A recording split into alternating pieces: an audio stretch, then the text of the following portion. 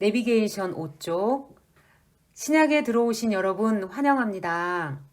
당신이 실제로 예수 스토리를 관통하셔야 합니다. 구약은 구조는 약간 복잡하지만 내용은 그리 어렵지 않았습니다. 긴 역사였으니까요. 그런데 신약은 반대예요. 구조는 간단한데 내용이 어렵습니다. 특히 예수님의 생애가 성경 전체의 클라이맥스인 셈인데 내용이 심오하고 어렵습니다. 그러다 보니 신약 읽기 내비게이션이 구약 읽기 내비게이션보다 분량이 더 많아졌습니다. 구약의 골격이 창출 민수 사삼 왕 대라느 였다면 신약은 딱 두 토막입니다. 예수행전, 사도행전. 아주 간단하지요? 나머지는 그 상황에서 나온 편지들일 뿐이니까요. 계시록으로 마감하면 되고요. 문제는 말씀드린 대로 성경 66권의 전체 스토리의 주인공이신 예수님의 행적을 어떻게 소화해 낼 것인가입니다. 제 대답은 이렇습니다. 예수 스토리를 당신이 실제로 관통하셔야 합니다. 이해를 돕기 위해서 영화 얘기를 하겠습니다. 영어가 안 되니 영화가 이해될 리 없지. 제가 미국에서 살 때 아이들과 가끔 미국 영화를 보곤 했습니다. 그런데 그럴 때마다 안타까운 것이 있었죠. 영어가 짧아서 잘 들리지 않는 거예요. 스토리를 빠짐없이 알아차려야 재미가 나는데 그렇지 못하니 영화를 제대로 감상하지 못하는 겁니다. 얘들아, 어떻게 된 거니? 아빠가 왜 갑자기 도망가는 거지? 이해가 안 되는 순간 옆에 앉아있는 아이들에게 물어보게 됩니다. 그러면 한두 번은 대꾸해 주지만 영화에 집중을 못하니까 싫어하는 눈치죠. 저도 결국은 창피해서 그 다음부터는 이해하는 척하고 그저 뚫어져라 화면만 보았습니다. 무슨 말인지도 모르면서. 가끔씩은 이해하면서. 이윽고 영화가 끝납니다. 아이들은 감동 그 자체입니다. 엄마, 저 아버지가 폭발해서 죽은 줄 알고도 사위 대신 우주를 향해 뛰어드는 게 너무너무 슬퍼요. 흑흑 합니다. 벌겋게 상기된 채 흥분을 감추지 못하는 아이들을 부러워하며 저는 개미 소리로 엉거주춤 대꾸합니다. 그래, 그치? 이 말이 다입니다. 더 이상 코멘트할 수가 없습니다. 잘 모르니까. 물론 저는 압니다. 그 영화의 주제 정도는. 지구를 구하기 위해 과학자 아빠가 결국 자기를 희생하는 게 이 영화의 뼈대라는 것 정도는 말이죠.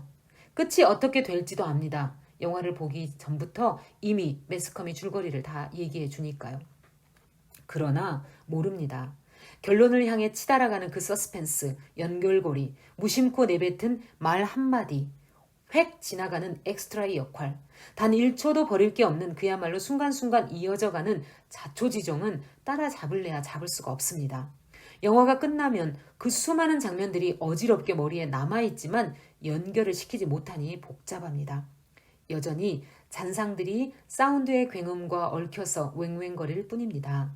그 파편들이 깨끗하게 하나의 스토리로 정리되지 않습니다. 그렇다고 한 번 더 본들 알게 되는 것도 아닙니다. 알아듣지 못하고 이해가 되지 않는데 10번 본다고 알아지겠습니까? 그런데 예수 스토리가 꼭 이렇다는 겁니다. 까짓것 영화 한 편의 스토리가 이해 안 되면 또 어떻습니까? 괜찮습니다. 그런데 예수 스토리는 이해해도 되고 안 해도 되고가 아니지 않습니까? 이 세상 다른 스토리 다 몰라도 예수 스토리, his story, his story 하나는 꼭 알아야 합니다. 그런데 읽기는 읽어야 하는데 꼭 이해 못하는 영화 한 편 보고 난 것 같이 읽을 수밖에 없다는 거죠. 왜? 마태, 마가, 누가, 요한복음이 각각 장면을 보여주기는 하는데 통합이 되지 않으니까요. 파편 같은 거예요. 성경 목록이 원래 그렇습니다. 어느 날 네 분이 한자리에 앉아서 영화가 흐르듯이 쭉 예수 스토리를 기록한 것이 아니기 때문입니다. 그럼 그런 식으로 10번 읽는다고 예수 풀스토리가 관통될까요? 그게 아니라는 겁니다. 주제 알고 있습니다. 스토리의 끝, 결론도 압니다. 십자가에 못 박혀 죽으시고 부활하고 우리 죄를 위해 돌아가셨다. 교인치고 이 정도 모르는 사람이 어디 있겠습니까? 그러나 갈피갈피 써 있는 말씀이 모자이크처럼 연결되어 결국 그렇게 될 수밖에 없도록 진행되는 예수 행적 내막을 소상히는 연결시키지 못합니다. 물론 예수님이 행한 이적들, 하신 말씀들은 이것저것 조각조각 가슴에 둥둥 떠다닙니다. 영화 속에서 웽웽거리던 잔상들처럼 말입니다. 10번을 읽어도 그냥 읽는 겁니다. 영어 안 되는 영화를 그냥 보듯이.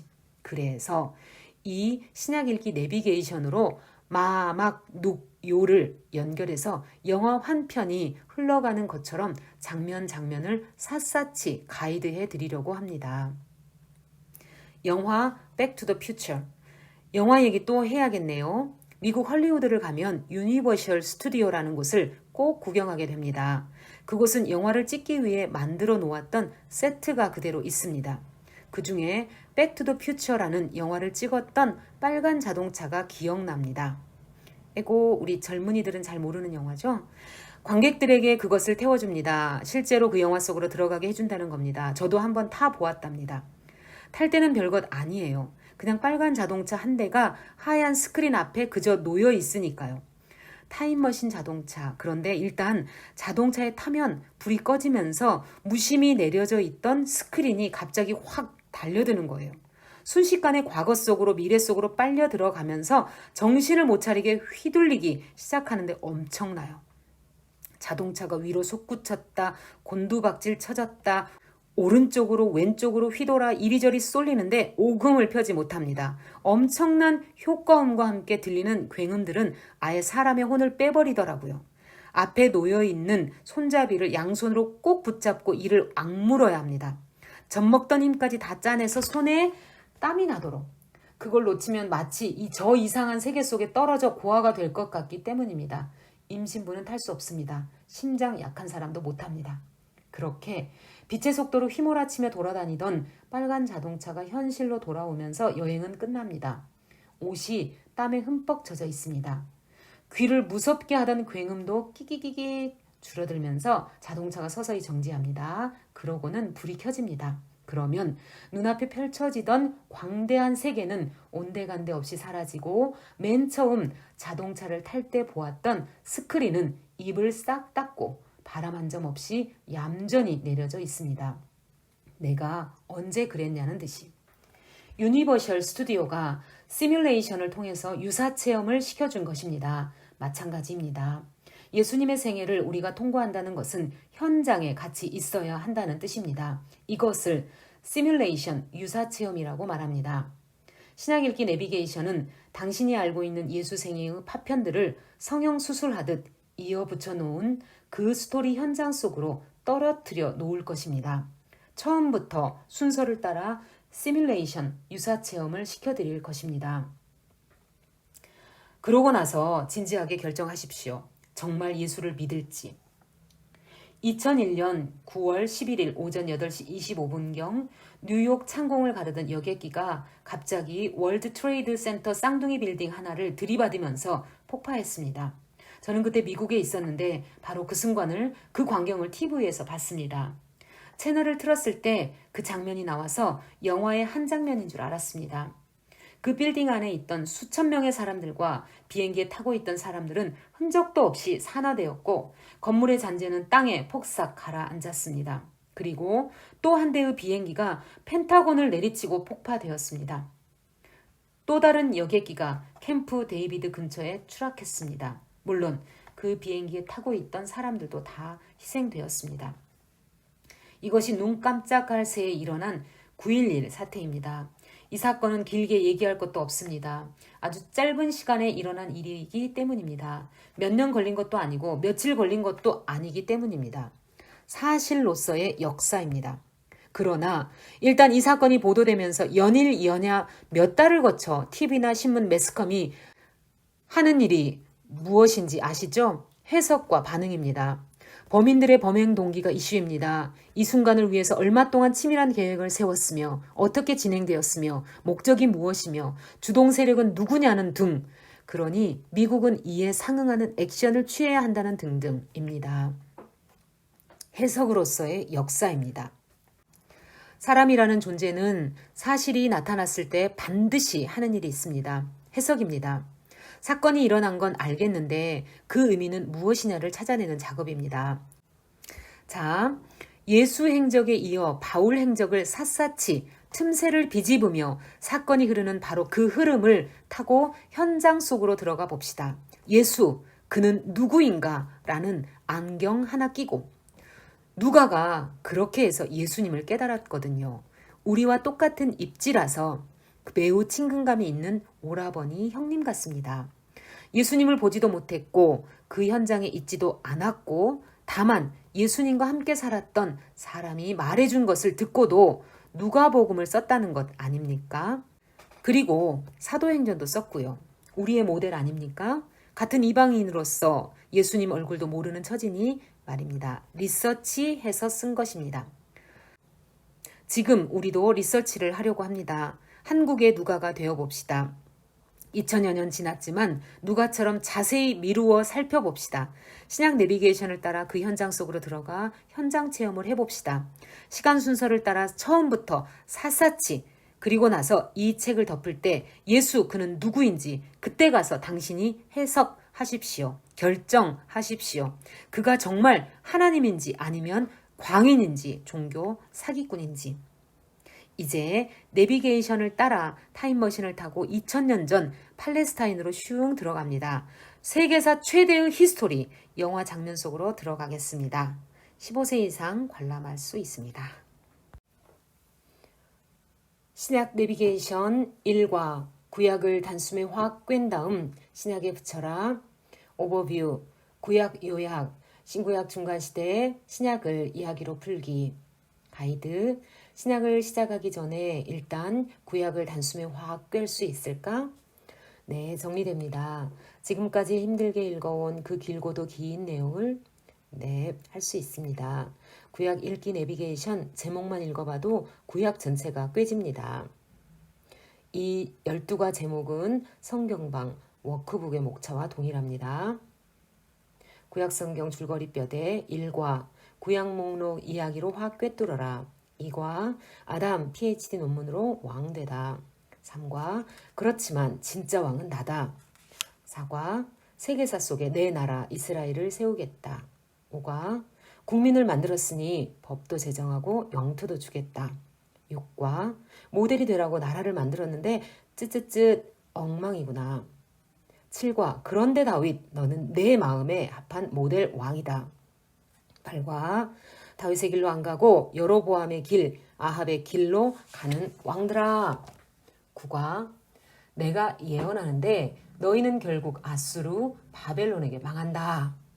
10과 그렇다고 너 바벨론 으스대지 마라. 너도 결국은 망한다. 11과 그런데 예루살렘 성전은 재건되고 성경 공부 부흥이 일어나는 것을 보라. 12과 앞으로 하나님의 나라가 가까이 올 것 같은 예감이 들지 않는가? 어떠세요? 휘리릭 읽으셔도 구약이 확 들어오시죠? 그리고 신약이 어떤 내용으로 시작될지도 감이 잡히실 겁니다. 회개하라. 하나님의 나라가 가까이 왔느니라. 신구약 중간시대를 한마디로 표현할 수 있을까요? 네, 유대교 발생. 이제 신약입니다. 그런데 신약을 시작하려고 하니 400년의 공백이 있네요. 성경책으로는 구약전서와 신약전서 한 장 차이인데 말입니다. 구약 스토리가 끝난 연대기가 BC 400년경이고 그때부터 예수님이 오시기까지 400년의 역사가 소위 신구약 중간시대입니다. 이 기간은 제국들이 포로귀환 공동체를 다스리는 실제 세계사 기간입니다. 성경은 에스라 포로귀환 공동체 이후 얘기가 없지만 그래도 페르시아, 헬라, 로마 역사는 실제로 흘러왔기 때문입니다. 그런데 신기한 것은 성경이 입을 다물고 있는 이 기간의 실제 세계사는 성경에서 예언한 그대로 되었다는 사실입니다. 자, 그렇다면 신약을 앞두고 있는 이 상황에서 종속국으로 살아간 이 400년을 한마디로 딱 농축시킬 수 있을까요? 네, 할 수 있습니다. 유대인의 신앙, 유대교를 낳았습니다. 예수님을 죽이고 사도 바울을 일평생 추적하며 괴롭힌 신약 스토리의 또 다른 주인공의 실체. 신약은 유대교와의 싸움이라고 해도 과언이 아니라는 사실이 전제되어야 읽기가 쉽습니다. 이렇게 생각해 보신 적이 있으세요? 없었다면 이제 그런 관점을 설정하고 따라와 보세요. 그럼 도대체 언제부터 이 유대교, 유대인이 생긴 걸까요?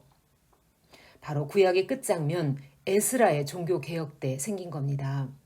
예레미야의 예언대로 정말 70년 만에 잡혀갔던 포로들이 돌아오게 되니 와, 예언이 맞았네. 이렇게 될 수밖에 없죠. 하나님 말씀은 맞다. 그러면서 말씀, 성경 공부가 재밌어지기 시작했습니다. 와, 우리가 이 유일하신 하나님의 백성이라니. 우리 민족은 대단하다. 내가 그 백성이라니. 우리가 그 위대하신 창조주 하나님의 백성이라니 하면서 눈이 번쩍 띄어졌습니다. 공부를 하고 보니 정신이 든 겁니다. 정체성의 변화가 일어났습니다. 의식의 전환으로 이어졌습니다. 여러분, 우리는 하나님과 언약 맺은 역사, 창출, 민수, 사삼, 왕, 그 역사를 갖고 있습니다. 말씀대로 율법, 안식일, 절기를 지키면서 부정한 것과 정결한 것을 구별하며 살아야 할 거룩한 백성들입니다. 내가 거룩하니 너희도 거룩하라 당부하지 않으셨습니까? 우리가 포로로 잡혀간 이유가 무엇입니까? 거룩함. 곧 이방 종교와 다르게 구별됨을 버리고 이방 종교를 따랐기 때문입니다. 이제는 우리 하나님께 돌아와야 합니다. 순결해야 합니다.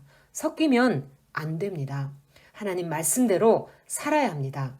말씀이 기준입니다. 마치 노새가 출애굽한 노예 공동체에게 새로운 국민 정신을 심어준 것처럼 에스라가 그 역할을 한 것이죠. 시내산 언약, 모압 언약을 깨뜨리고 우상을 따른 것이 화근이었다는 것을 포로 공동체가 깨달은 것입니다. 귀한 깨달음이었습니다. 말씀 성취를 공동 체험한 거죠. 포로로 잡혀갔다 돌아와 보니 하나님의 말씀이 놀랍도록 다 맞는 거예요. 말씀의 재발견, 역사의 재발견, 민족성의 재발견, 정체성의 재발견, 모세의 재발견이었습니다. 그들은 이제 자기들의 정체성을 가르쳐준 모세오경이 얼마나 우월한지를 알게 되었습니다.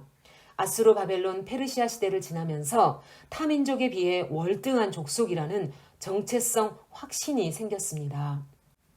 우리는 이방 종족들과는 달라. 피가 섞인 북방 이스라엘과도 다른 종족이야. 하나님과 언약을 맺고 선택받은 유일무이한 민족이야. 이런 의식이 생겼고 그것이 그들에게는 생명이었습니다. 그렇게 된 과정을 기록한 성경 묶음이 데라느인 거죠. 에스라가 가르쳐준 그들 자신의 히스토리 공부, 결국 성경 공부를 통해 새로 깨닫게 된 것이므로 쉽게 없어지지 않을 지적 경험이었습니다. 지식과 성취, 사실에 근거한 살아있는 깨달음이었습니다. 뿐만 아니라 이 깨달음은 감격이 되어 통곡하게 했고 삶에도 개혁이 일어나게 하는 감동적인 공동체 경험으로까지 이어졌다는 것이 관건이었습니다. 공동체의 확신은 무서운 파워였습니다. 결단하고 서약서까지 남겨 제도화할 정도였으니 구약 마지막 무대는 정말 대단한 장면이었습니다. 한번 보실래요? 느헤미야 10장 내용이거든요. 서명한 사람들은 다음과 같다. 중략, 이 밖에도 나머지 백성 모두가 귀족, 지도자들과 함께 하나님의 종 모세가 전하여 준 하나님의 율법을 따르기로 하고 포로로 잡혀갔다 돌아와서 바알 아세라를 섬기지 않고 율법을 다시 따르기로 했다는 것은 대단한 일이죠. 이렇게 하나님의 율법을 따르기로 하고 우리 주 하나님의 모든 계명과 규례와 율례에 복종하기로 하였으며 그것을 어기면 저주를 받아도 좋다고 다음과 같이 맹세하였습니다. 우리는 딸을 이 땅의 백성과 결혼시키지 않는다. 우리는 아들을 그들의 딸과 결혼시키지 않는다. 이 땅의 백성이 안식일에 물건이나 어떤 곡식을 내다 팔더라도 안식일에나 성일에는 우리가 사지 않는다. 7해마다 땅을 쉬게 하고 6년이 지난 빚은 모두 없애준다. 성도로서의 거룩한 삶을 지키겠다고 문서화한 것입니다. 하나님의 성전 비용으로 쓰도록 우리는 해마다 3분의 1 세겔씩 바친다. 집안별로 주사위를 던져서 해마다 정한 때에 하나님의 성전에 뗄 나무를 바칠 순서를 정한다. 해마다 우리 밭에서 나는 만물과 온갖 과일나무의 첫 열매를 주님의 성전에 바친다. 성전 운영을 위해서 재정을 책임지겠다. 처음 난 맏새끼들을 성전 제사장들 생활비를 위해서 바친다. 성전이 운영되는데 필요한 인건비도 서포트 하겠다는 말이죠. 우리는 하나님의 성전을 아무렇게나 버려두지 않을 것이다. 그리고 도장 꾹 서약. 이것이 바로 유대교, 유대인, 유대 성격입니다. 창세기 12장부터 시작된 이스라엘의 국사를 잇는 공동체는 유대인, 사마리아인이 아니죠. 유대인이라고 이렇게 천명한 것입니다. 이때부터 이들은 이스라엘은 곧 유대인이라는 새 정체성을 갖는 것입니다. 정통성, 히브리 정신을 잇는 유일한 공동체, 포로귀한 공동체 유대인. 이렇게 그들은 크고 두려운 여호와의 날, 구원의 날을 기다리며 살아갔습니다. 후손들도 그 뒤를 이어 BC 300년대 페르시아 제국을 지나간 겁니다. 그런데 유대교가 헬레니즘을 뚫기 어렵다. 헬라, 그리스 제국이 시작되었습니다. 다니엘의 예언대로입니다. 헬라 제국은 알렉산더 대왕이 승승장구하여 수리아, 시리아라고도 하죠. 수리아, 팔레스타인, 이집트, 바벨론, 인더스강까지 정복하면서 갑자기 10년 동안 생겨난 제국입니다. 그러나 대왕이 요절하자 막강했던 왕국은 그만 분열되고 말지요. 유대인들은 BC 200년까지 그 분열된 왕국 중 하나인 프톨레마이오스 왕조에 종속된답니다. 프톨레마이오스 왕조는 알렉산더 종족 헬라인, 그리스인이죠. 헬라인으로서 이집트를 통치하게 된 왕조입니다. 그러면서 옆에 붙어있는 팔레스타인까지 다스리게 된 거죠. 프톨레마이오스 2세는 최초의 구약 번역 성서 헬라어역 70인경, 물론 현대의 구약 성경과는 다르죠. 그 70인경을 발간했습니다. 성경 번역 역사의 지평을 여는 획기적인 업적이었죠. 이런 게 다 사람이 하는 일이 아닌 거예요. 하나님의 섭리죠. 신약시대 때는 저자들이 이 성경을 갖고 있었거든요. 유대인이 안 하니까 헬라인이 한 거예요. 그런데 다시 유대 팔레스타인 땅은 수리아를 다스리던 셀루쿠스 왕조, 물론 혈통은 프톨레마이오스 왕 종족과 같은 헬라인입니다. 그 셀루쿠스 왕조에게 넘어갑니다. 기록에 의하면 이때 유대인들은 수리아 왕을 도와 프톨레마이오스의 이집트 군대를 몰아냈다네요. 그러니 셀레우쿠스 왕조는 유대인들에게 잘해줬겠죠? 재정적으로 유대인들을 많이 도와주었고 종교 활동도 셀레우쿠스 정부의 든든한 승인을 받게 되었습니다. 이 즈음에 셀레우쿠스는 바벨론과 메소포타미아 유대인 가정 2000세대, 포로로 잡혀갔다가 유대로 돌아가지 않고 그대로 눌러앉아 살고 있던 2000세대를 리디아와 부르기아 지방은 사도 바울 선교여행 때 나오는 지방인데 그 부르기아 지방으로 강제 이주시켰습니다.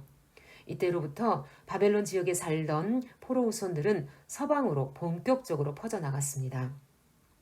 디아스포라 유대인이 된 거죠. BC 170년 경쯤에는 바벨론, 예루살렘, 갈릴리는 물론이고 요빠, 요단강 건너편 지역, 부르기아, 리디아, 카스피해, 남동 해안 지방, 이집트, 알렉산드리아, 구레네에 퍼져나가 살게 되었습니다. 문제는 그 이유였습니다. 헬라 스타일로 사는 것이 얼마나 이득이 되는지를 유대인이 배우기 시작했습니다. 헬라 문화를 유입하자 이렇게 주장하는 개혁파 유대인들이 나타난 거죠. 그들 중에 야손이라는 사람은 헬라에 돈을 주고 대제사장직을 샀습니다. 보수파 대제사장 오니아스 3세를 갈아치워 버립니다. 뭐 때문에 유대인으로 살면서 손해를 보냐? 적당히 헬라인들과 타협하자라고 하면서 예루살렘 성은 점점 헬라 국법을 따르기 시작했고 신식 개혁파들은 할례도 무시했습니다. 그뿐만 아닙니다. 속살이 헬라인 셀루코스 왕조의 안티오코스 4세가 왕이 되었을 때는 반유대적인 칙령을 발표합니다. 자기들의 정체성인 헬레니즘을 지켜야 할 위기가 왔기 때문입니다. 왜냐? 이 즈음 직접적으로 로마가 조여오고 있었습니다. 그러다 보니 자기네 문화와 종교를 유지하려는 몸부림이 유대교 핍박으로 나타난 것입니다. 유대교 성전은 올림피안 제우스라는 헬라 이름의 신전이 되었고 돼지고기가 제물로 바쳐졌습니다. 멸망하게 하는 가증한 것, 다니엘서에 나오죠. 그 멸망하게 하는 가증한 것이었습니다. 율법, 안식일을 지키거나 할례를 하면 사형이었습니다. 안팎으로 유대 정신은 진멸될 위기였습니다. 개혁파 유대인들은 헬라를 따르고 헬라인들은 유대 정신을 박탈하고 유대교는 과연 끝나버릴 것인가? 유대인은 없어지는가? 이런 생각이 나시죠? 하시딤 운동 더하기 마카비 전쟁은 하스몬 왕조, 이것이 곧 장로들의 유전으로 발전하죠. 바로 이때 하시딤 운동이 일어납니다. 어떤 운동일지 감이 오시죠? 성경으로 돌아가자, 유대인으로 살자, 그 옛날 에스라의 종교개혁을 잊었는가? 라고 하면서 반헬라 문화를 주창하는 보수파 유대인 무리들의 봉기입니다. 그들은 정말 진지하게 다시 율법을 묵상하고 연구하고 싶어 했습니다. 헬라가 압박하면 할수록 더 강력하게 율법의 의미를 묻기 시작했습니다. 제사 제도로서의 의식뿐 아니라 정말 유대인에게 율법이란 무엇인가를 심각하게 해석했습니다. 그리고 율법에 순종했습니다. 바로 이 정신이 이어져서 생긴 실체가 소위 신약 성경에 나오는 장로들의 유전이 된 것입니다. 이런 하시딤 운동을 통해 서기관들이 탄생하기 시작했습니다. 말씀의 부흥입니다.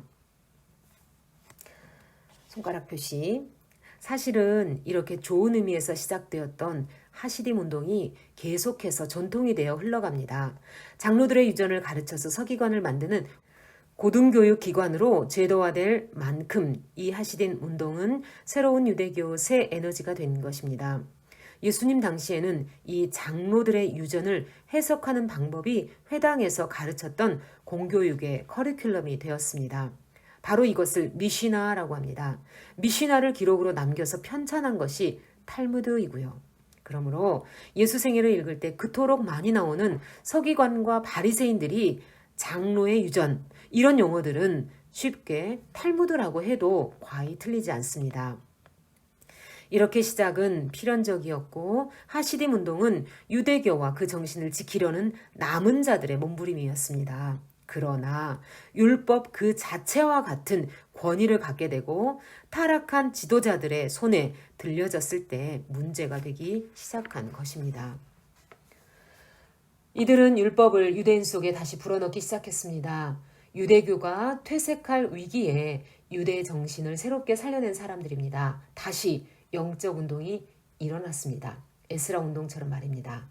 구석구석 회당을 중심으로 율법의 등불은 꺼지지 않고 살아남았습니다.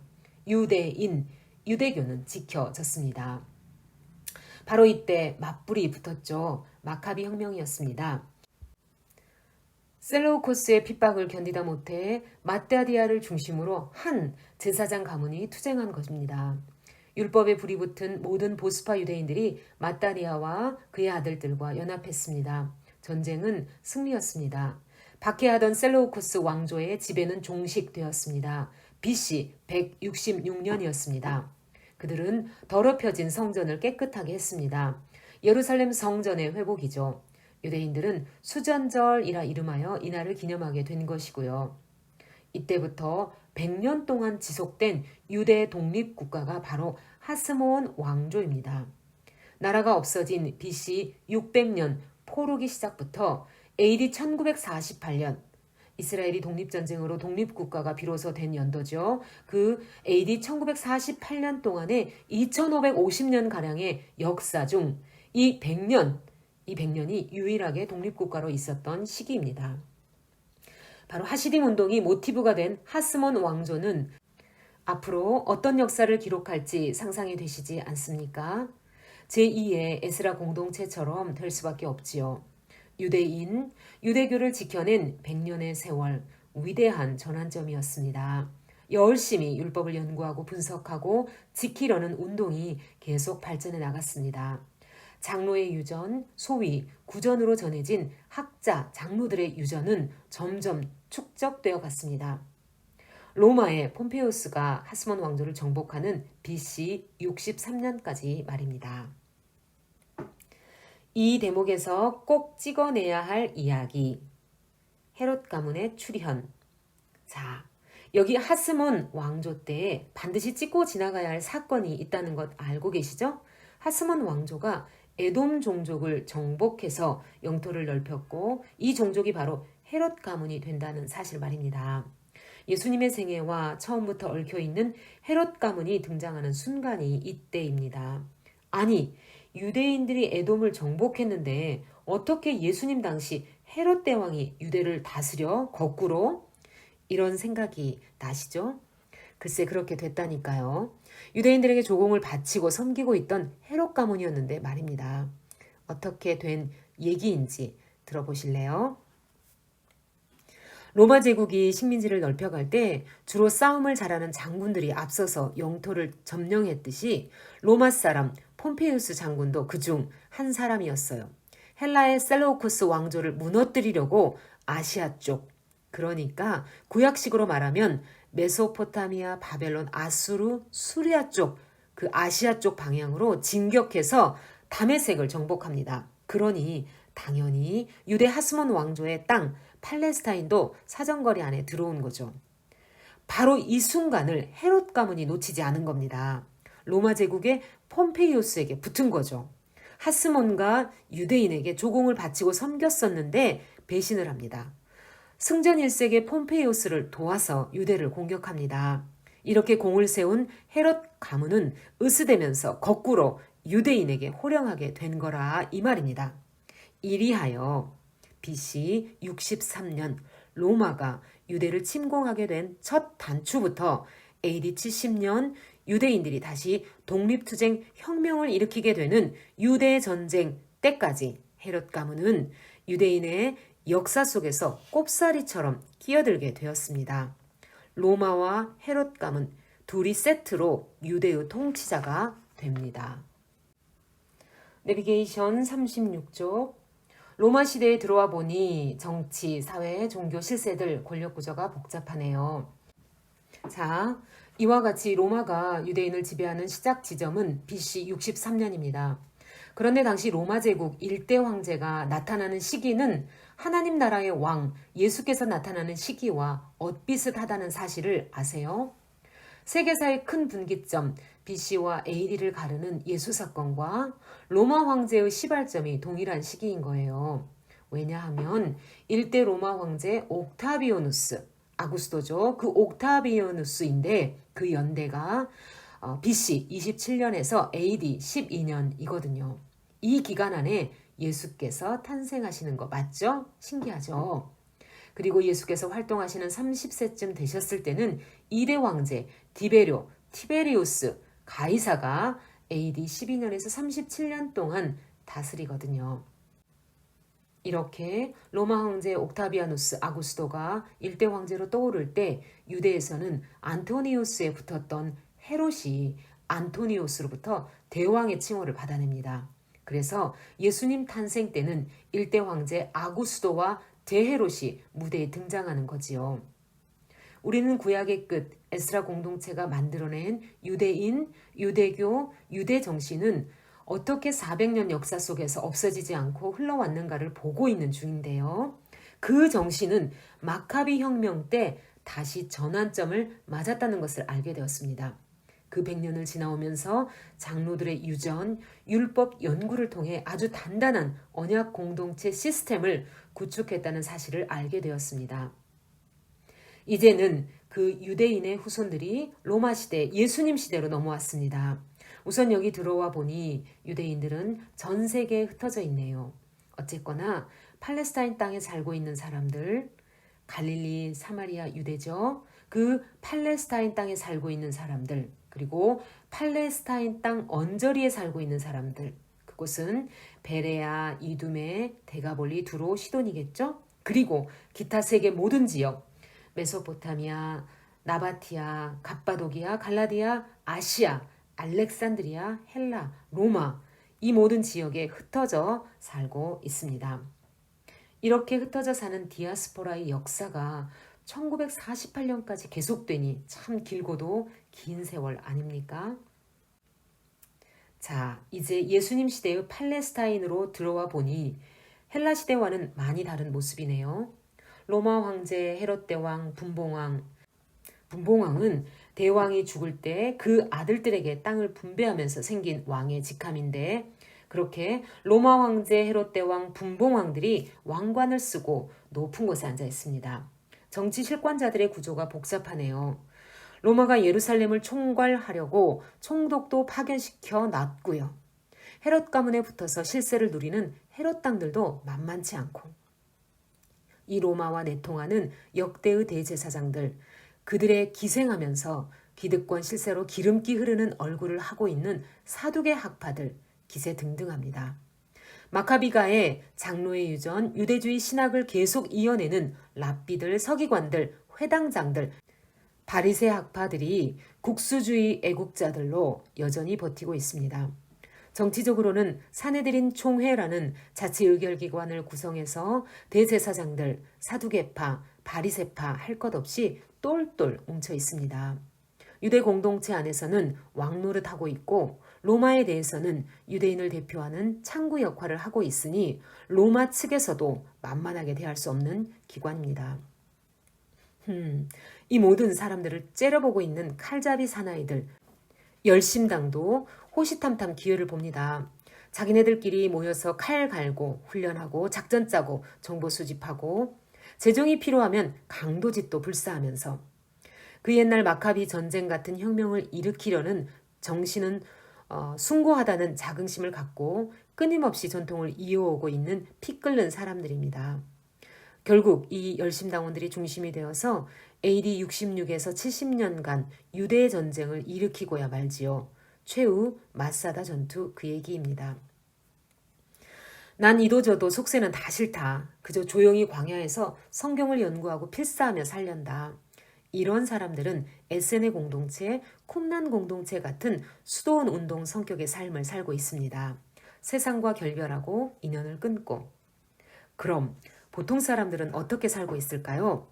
사실 사는 게 우리와 크게 다르겠습니까? 보통 사람들이나 위에서 얘기한 특별한 사람들이나 한 인간으로서 사는 것은 똑같습니다. 그럼 보통의 평범한 유대인들은 어떻게 살았나 볼까요? 남자, 여자, 사랑은 싹트고, 정혼, 약혼이죠. 결혼, 이혼. 당시 로마 사회는 여성이나 어린이들의 권리를 상당히 인정해 주었답니다.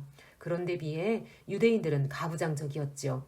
여자들은 성전 안에 들어오되 여인의 뜰까지밖에 들어가지 못합니다.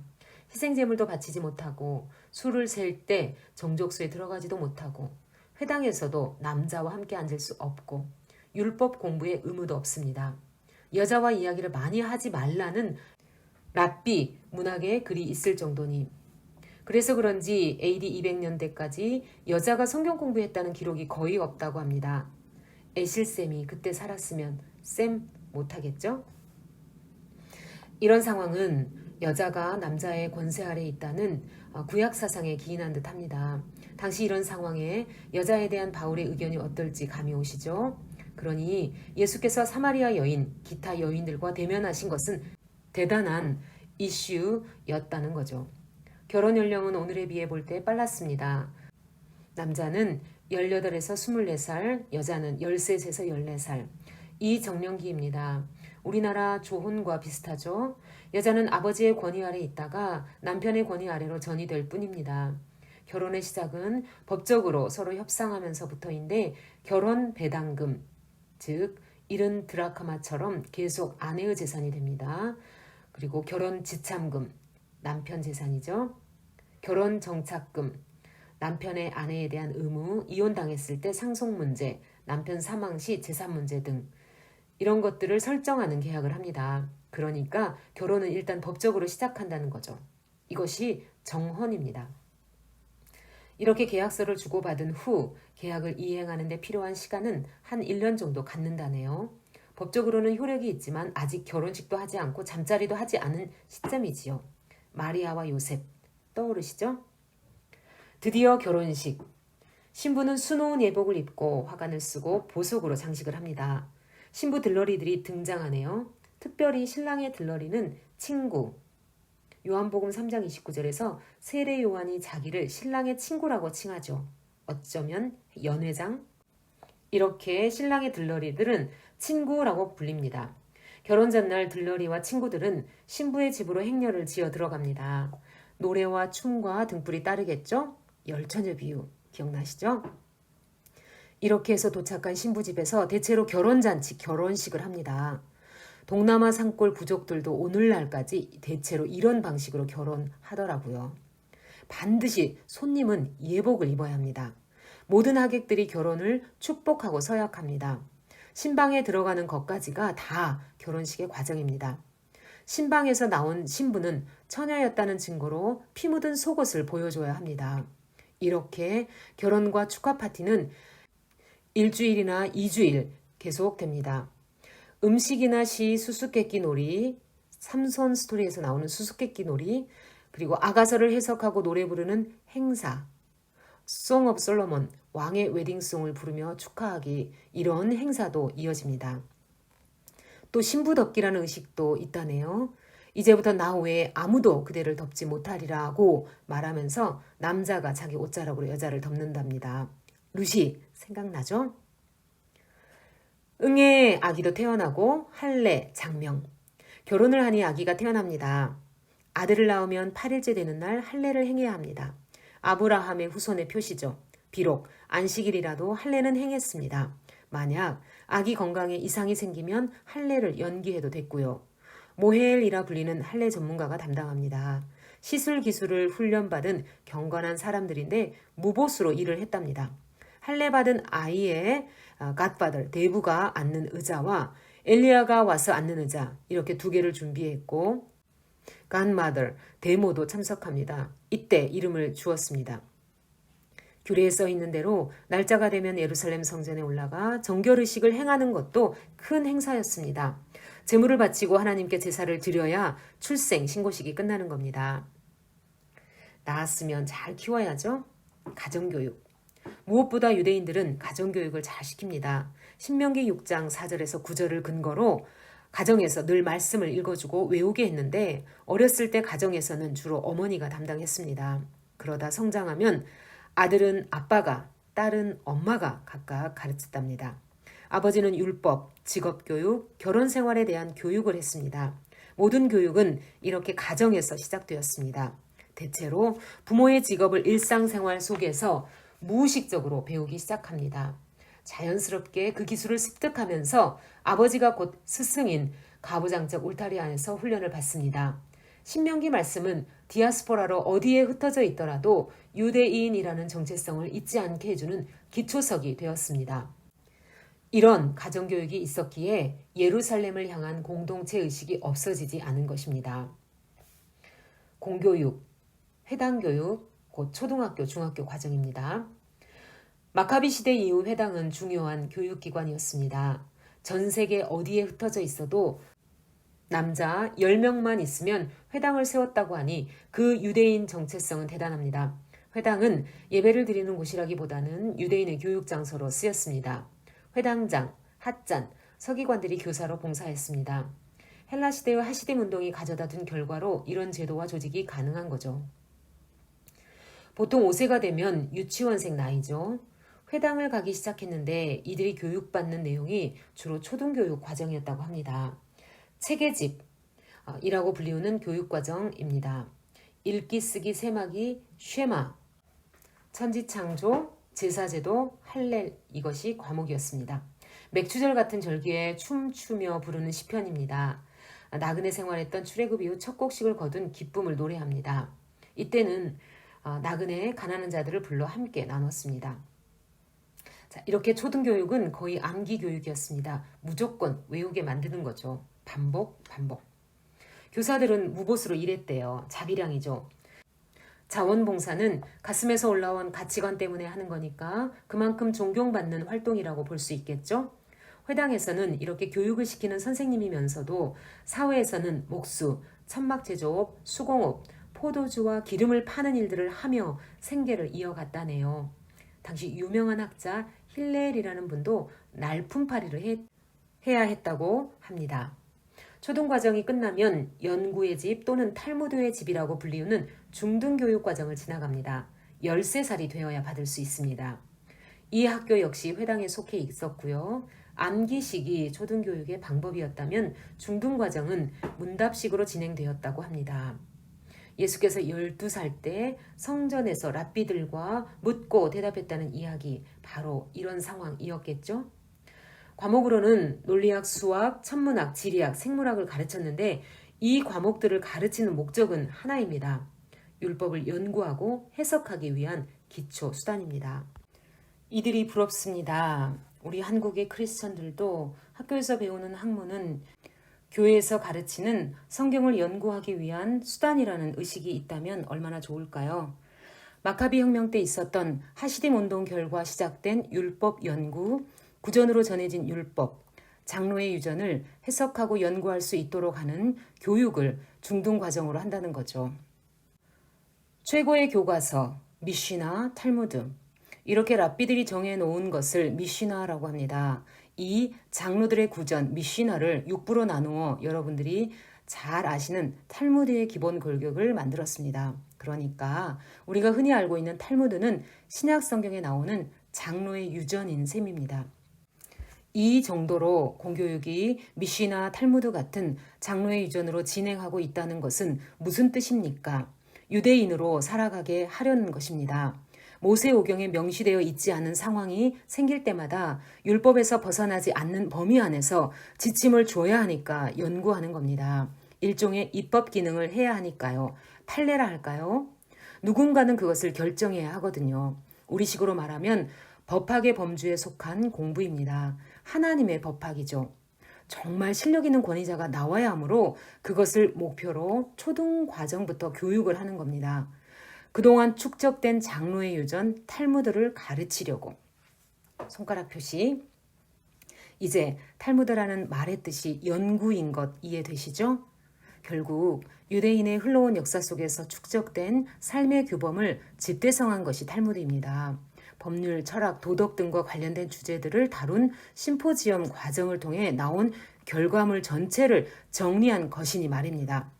이 장로의 유전 탈무드는 오늘날까지 2000년 동안도 계속 진행되어 왔다는 것 알고 계십니까? 대단하죠?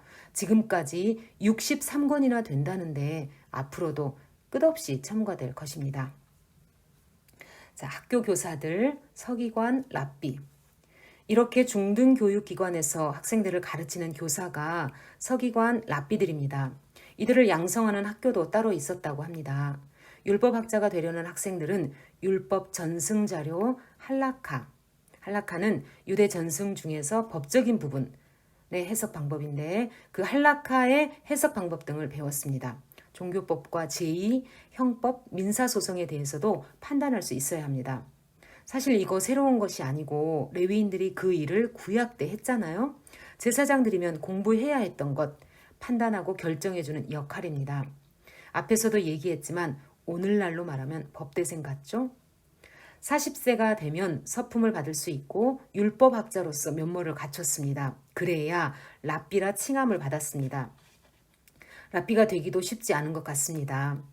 AD 70년에 예루살렘이 무너진 이후 유대인들이 쫓겨나게 되자 얌니아에 이런 교육기관이 또 생기게 됩니다. 여기서 AD 300년경 구약 39권이 결정된 것을 우리는 알고 있습니다. 성경 읽어지네. 다 써있죠? 얌니아 종교회의입니다. 에스라 공동체 이후 우리가 추적해온 신구약 중간시대 400년 세월의 결정체 유대인은 예수님 시대에 와서 뚜껑을 열고 보니 장로의 유전을 따라 사는 사람들이었습니다. 그 당시 유대인의 초상화입니다. 예수님은 장로의 유전과 싸워야 하셨습니다. 많이 랍비가 되지 말라고 하셨습니다. 참 무섭지 않습니까? 이토록 사회가 철저히 말씀을 연구하고 사는데 왜 이들이 예수님을 죽였을까요? 앞으로 이런 함수를 설정하고 신약을 읽게 되는 겁니다. 당대 최고 학자는 힐렐, 샴마이, 가말리엘.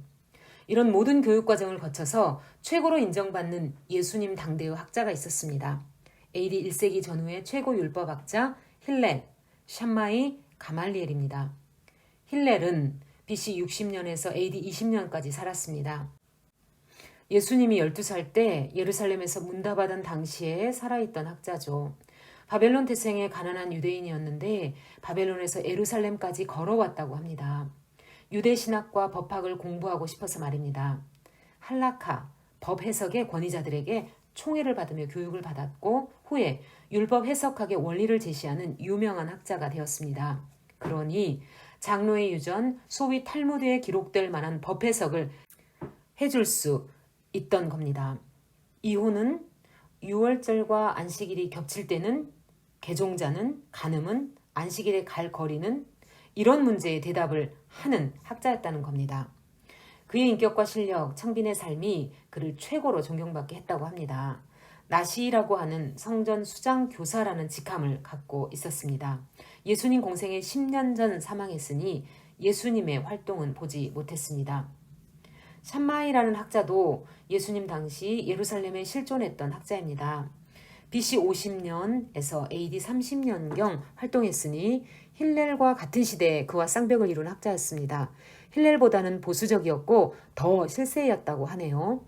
손 하나 까딱하지 않으면서 다른 사람에게는 짐을 지운다고 예수님이 말씀하실 때 이쪽 학파를 두고 한 말이 아니겠나고들 해석합니다. 가말리엘, 그는 AD 25에서 50년경에 활동한 것으로 보이는데 가말리엘은 신약 성경에 2번 나오죠. 힐렐의 후계자로서 그의 학파를 이끌었다는 전승이 있습니다만 정확한지는 모릅니다. 사도행전 5장 초대교회 당시 사도들이 잡혔을 때 공회로 모였던 자들 중 대표격이 된 사람입니다. 사도 바울은 자신이 이 가말리엘 문화생이라고 진술합니다. 미시나에는 가말리엘의 실제적인 판결 판례들이 나옵니다. 아내의 의견을 무시하고 한 이혼, 혼합한 누룩으로 발효시킨 반죽 문제, 자비를 위한 여행일 경우 안식일 금령을 완화하는 문제 등입니다. AD 70년 예루살렘 멸망 이후에도 지속적으로 가말리엘의 사상은 유대인에게 영향을 미쳤다고 합니다. 분명 가말리엘은 예수님을 알고 있었습니다. 보았을 것입니다. 어떻게 돈을 벌었나? 직업의 종류는? 자, 이렇게 교육도 받고 유대인의 면모가 갖춰져 가면서도 생계는 필수입니다. 어떤 직업을 갖고 가족을 부양해야 하는지 자기에게 맞는 일자리를 찾아야지요. 농업, 목축업, 그리고 파생직업. 사실 유대인들은 대부분 농업에 종사했습니다. 예루살렘은 산지였기 때문에 근교의 60%는 언덕을 계단식으로 개간한 농지입니다. 기타 팔레스타인 전 지역에 걸쳐 밀, 호밀, 주로 호밀은 빵, 비스킷을 만듭니다. 미국과 캐나다에서는 위스키 원료로도 쓰이죠. 그런 호밀, 그리고 보리, 콩, 팥, 참깨 등 곡류를 농사했고 포도, 올리브, 무화과 같은 과목수를 많이 재배했습니다. 부추, 파, 마늘, 수박, 오이, 근채, 미나리과에 속하는 채소죠. 그리고 박하, 겨자, 운향. 운향은 작은 귤, 탱자같이 생긴 향나는 열매입니다. 그런 운향도 키웠습니다. 농업뿐만 아니라 당연히 목축업이 주 생계였죠. 직업, 목동. 양과 염소가 주종이고요. 짐승을 키우면 파생 경제가 뒤따릅니다. 무엇보다 제수용품으로 쓰였고요. 우유, 치즈를 만들고 고기를 먹지요. 양털로 옷을 만들고 가죽으로 피역 제품을 만들고. 로마 사람들은 돼지고기를 잘 먹었답니다. 그래서 헬라인들은 이방인이 거주하는 지역에서 돼지도 키웠습니다. 닭, 비둘기도 키웠고요. 이렇게 농업과 목축업이 주요 생업이다 보니 이것과 관련된 직업도 나오게 됩니다. 물입니다. 물일. 천수 농업이 아닌 관계 농업을 위해서는 물 공급이 관건입니다. 비가 오지 않으면 해결책을 찾게 되는 거죠.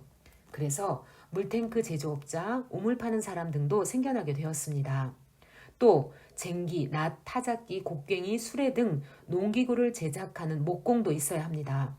유대 사회에서는 이들이 장인에 속했답니다. 기능을 가진 직업이라 존경을 받은 거죠. 예수님의 직업이 바로 이 목공에 가장 가깝다고 하네요. 또 올리브 농사나 포도 농사는 올리브 기름 제조업이나 포도주 가공업으로 이어집니다. 당시 수공업으로는 중요한 종목이었죠. 필수품이었으니까요. 겟셋마네가 기름 짜는 틀이라는 뜻이라는 것 우리가 이미 잘 알고 있고요. 곡물이 있다는 것은 빵을 굽는 사람도 있었다는 뜻이겠죠? 목축이 있으니 도살업자도 있는 거고요. 이 도살업자들은 당시 이미 길드를 형성하고 있었다네요. 도살업 조합이죠. 도살하고 나면 부산물도 나오는데 모피는 무두장이에게 넘겨지고 그 후 염색업자에게 넘겨지지요. 이 가죽은 천막, 의복, 신발, 양피지, 가방을 만드는 제혁업자들의 손에서 상품이 되었습니다. 사도 바울이 바로 이 천막 제조업자였습니다. 양털로 옷을 만드는 양모 가공은 주로 여자들이 했다고 합니다. 양털 염색업, 양털 직조업들도 널리 발달한 직업이었습니다. 예루살렘 성전과 연관된 생업들. BC 10년경 기록에 의하면 당시 레위인 총 숫자는 18,000명 정도였다고 합니다. 그중 고위 제사장급은 100% 풀타임이었습니다. 성전에서 생계비를 공급했다고 합니다. 그러나 일반 사제들은 대체로 수공업에 종사하면서 성전 일을 봤다고 합니다. 대부분의 율법학자들은 가난하게 살았다네요. 드헤롯이 성전 건축을 해온 약 82년 동안에는 1000대의 수레를 가동했고 1000명의 사제가 목수와 석수로서 일을 했답니다. 성전 안에 아무나 들어가지 못하기 때문에 제사장급 사제들이 목수와 석수 훈련을 받았다네요. 뿐만 아니라 기타 성전 건축을 위해 일했던 노동자들도 18,000명 정도 되었다고 요세푸스는 말합니다.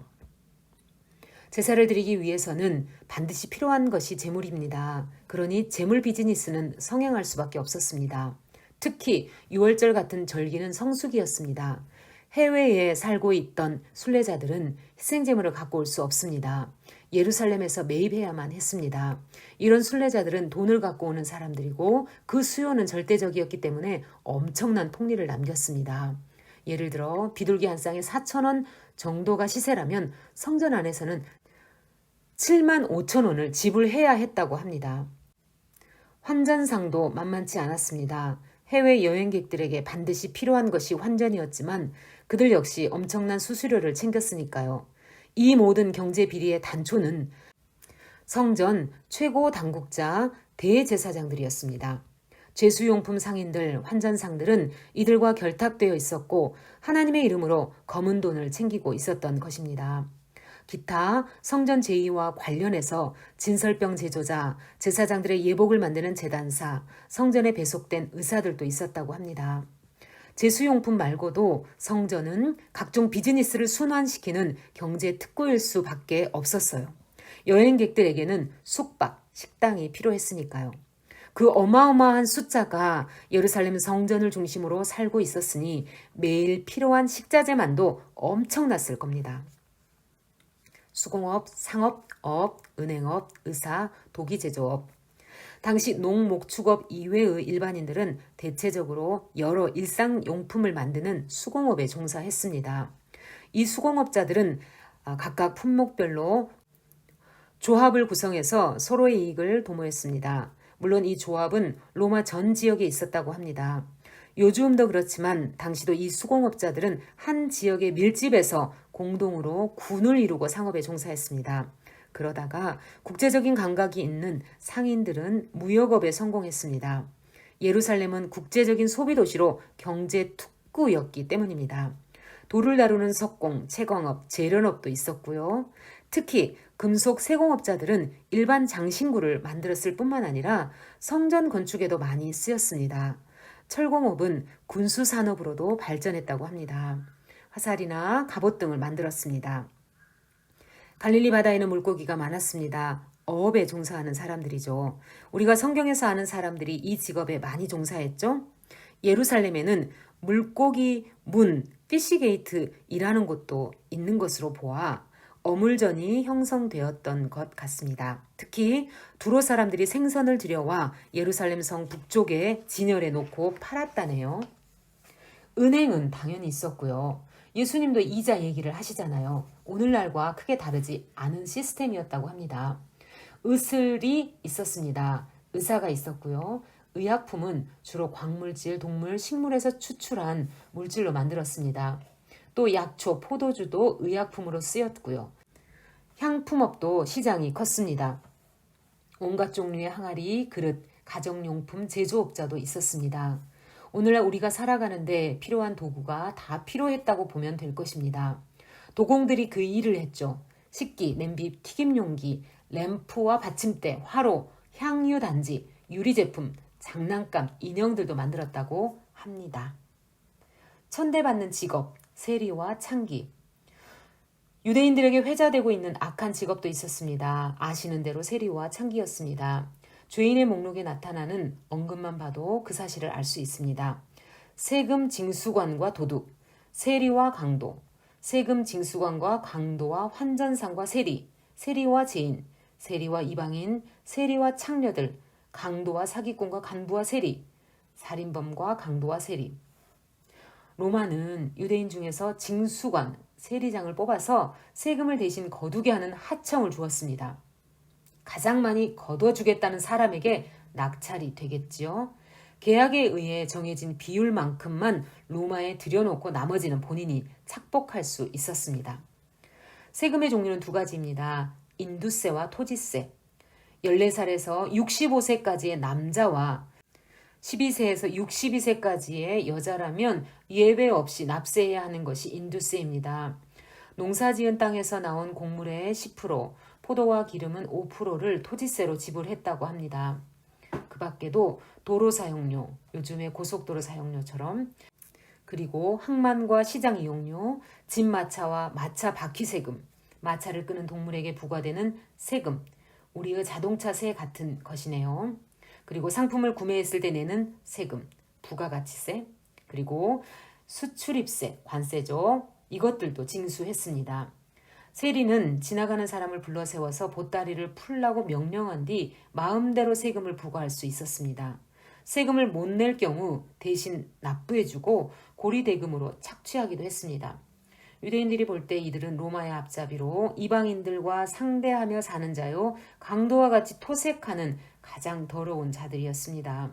그래서 유대 사회에서는 세리들에게 돈을 바꿔주지도 못하게 했고 가난한 사람을 구제하지도 못하게 했으며 법정에서의 증인 자격도 박탈했습니다. 세리가 회개한다는 것은 결코 쉽지 않다고 탈무드에 기록되어 있답니다. 그 이유는 피해자의 숫자도 많은 데다 누구에게 피해를 입혔는지 일일이 알 수 없어 손해배상을 받아낼 수 없기 때문이라고 합니다. 창기란 돈으로 산 여자라는 뜻입니다. 본래 종교적 의미로 매춘을 하는 직업을 가진 여자들 이야기는 성경에 수도 없이 많습니다. 고대 사회는 풍요와 다산을 신들에게 빌며 성행위를 해왔기 때문에 사실 창기는 흔한 직업이었습니다. 이들은 종교적 매춘 이외에도 매춘의 대가로 돈뿐만 아니라 가축, 곡식, 포도주를 받았다고 합니다. 유대 사회에서는 창기들은 세리와 같이 죄인으로 취급했습니다. 그 밖에도 여러 직업이 있었습니다. 천대받는 직업이기도 했다는 주장도 있다네요. 당나귀, 낙타몰이꾼, 마부, 뱃사공, 정육업, 개똥수거자, 이상한 직업도 다 있죠. 그리고 아마 빚 제조자, 빨래꾼, 목욕탕 관리인, 투전꾼, 도박사 같은 일입니다. 의식주, 관건이죠. 옷, 음식, 주택. 옷. 오늘처럼 다양한 스타일의 옷을 입지는 않았습니다. 속옷과 겉옷이 전부였습니다. 또 남자와 여자의 의복이 따로 구별될 만큼 독특하지도 않았습니다. 남자들도 동일하게 통으로 짠 속옷과 2에서 3m 되는 천을 그저 겉에 둘둘 걸치고 질끈 띠를 했으니까요. 그래서 남녀의 옷을 혼용하지 말라는 말씀도 나타난 것 같습니다. 속옷만 입고 있을 때는 벗었다고 생각합니다. 속옷은 통으로 짠 말 그대로 원피스입니다. 팔 길이는 좀 짧지만 여자 속옷은 남자 것보다 길이가 좀 더 길 뿐 그 위에 컬러풀한 겉옷을 두르면 의상은 끝입니다. 그런데 겉옷은 귀하게 여겼습니다. 전당포에 맡기고 급전을 얻었을 수 있었으니까 말입니다. 가난한 자들에게는 이불 대용이기도 했고요. 보통 사람들은 겉옷을 하나만 갖고 있었다니 이해가 좀 안 되죠. 빨래는 어떻게 했을까요? 부자들은 세마포로 겉옷을 만들어 입었지만 가난한 사람들은 모직이었다네요. 워낙 양털이 많았으니 그것은 흔한 직물이었습니다. 이에 비해 세마포는 많이 재배하지 못했기 때문에 수입에 주로 의존했으니 수입품은 예나 지금이나 비싼 거죠. 곱게 짠 세마포 모시옷, 자색옷 이런 것은 부의 상징이었습니다. 비단도 마찬가지였고요. 평범한 사람들은 양털에 의존하는 모직을 입었다고 생각하면 됩니다. 겉옷을 단돌이 하는 허리띠에 장식을 달기도 하고 남자들은 단도를 꽂고 다니기도 했답니다. 여자들 역시 장신구를 달기도 하고 술을 놓아 예쁘게 꾸몄답니다. 허리띠 자체는 지갑의 용도로 쓰이기도 했고요. 전대 자체이기도 한 거죠. 우리나라와 비슷하죠? 옛날에 허리띠를 만들어 그 속에 돈을 넣고 꼭꼭 싸맨 후 장날 같은 데 시장에 가곤 했거든요. 특별한 날이나 휴일 같은 때에는 남자들이 머리에 두건을 둘둘 말아 쓰기도 했습니다만 일상생활 때는 하지 않았습니다. 신발은 주로 샌들이었는데 여러 패션 신발도 있었다네요. 바닥은 아주 질긴 낙타 가죽을 여러 겹 대서 만들었고요. 여인들은 당연히 액세서리를 많이 하고 다녔습니다. 구약 성경을 읽을 때도 장신구 종류가 아주 많았었죠. 반지, 팔찌, 목걸이, 발목 장식, 머리 장식, 귀걸이는 기본이었습니다. 면사포, 곧 정숙의 상징, 정장 스타일이죠. 면사포, 화장품, 향수, 립스틱, 요즘 말로 하면 네일아트도 꾸미기도 했답니다. 그런데 대체로 유대 여인들은 화장을 많이 하지는 않았다네요. 음식, 대부분 유대인들은 하루에 2끼 식사를 했지만 안식일에는 3끼를 했답니다. 아침 메뉴는 주로 빵, 과일, 치즈였고요. 저녁에는 고기, 야채, 버터, 포도주 등을 먹었습니다. 명절 같은 축제 때는 더 풍성한 메뉴로 즐겼습니다. 특별한 것은 식사 자리에 여자는 초대하지 않았다는 겁니다. 초대받은 손님들은 주로 긴 의자에 비스듬히 누워서 식사한다는 것, 우리가 알고 있는 얘기입니다. 주식으로 빵, 곡식을 갈아서 만들었기 때문에 맷돌은 집집마다 필수품, 빵 굽는 화덕 역시 빵 그리고 고기로는 양, 송아지, 새끼염소, 조류를 먹었습니다. 물론 치즈, 우유, 버터를 먹었고요. 과일류는 포도, 건포도, 석류, 무화과, 올리브, 참외, 수박, 사과, 대추, 야자를 먹었고 채소류는 양파, 부추, 마늘, 상추, 오이, 쓴나물을 즐겼습니다. 물론 물고기도. 주택. 근동지방은 주로 유목민으로 살았기 때문에 토굴이나 비스듬한 바위 틈 같은 곳에서 사는 것이 익숙했습니다. 아니면 짐승 가죽으로 큰 텐트를 만들어 장막을 치고 살았죠. 바닥은 양탄자를 깔았고요. 베두인이 아닌 도시 생활을 하는 사람들은 당연히 주택을 짓고 살았습니다. 보통 주택은 작았어요. 구조도 간단하고요. 돌, 진흙, 흙 벽돌로 지었습니다. 마당은 가운데 위치했습니다. 그래서 이 마당을 통해 안으로 들어갑니다. 그런데 마당 한 구석에는 반드시 지붕으로 올라가는 계단이 있었고요. 이 지붕은 다양하게 쓰였습니다. 곡식이나 과일, 빨래도 말리고 때로는 기도도 하고 미팅도 하고 이웃 사람들에게 알릴 때 올라가 외치기도 하는 용도로 다양하게 쓰였습니다. 이미 사진이나 다큐멘터리를 통해 근동지방 집들을 보아서 아시겠지만 한국식으로 말하면 슬라브 집 스타일 주택입니다. 마당을 통해 안으로 들어가야 하고 옥상에 올라가는 계단이 있고 올라가면 넓은 콘크리트 마당이 또 나오잖아요.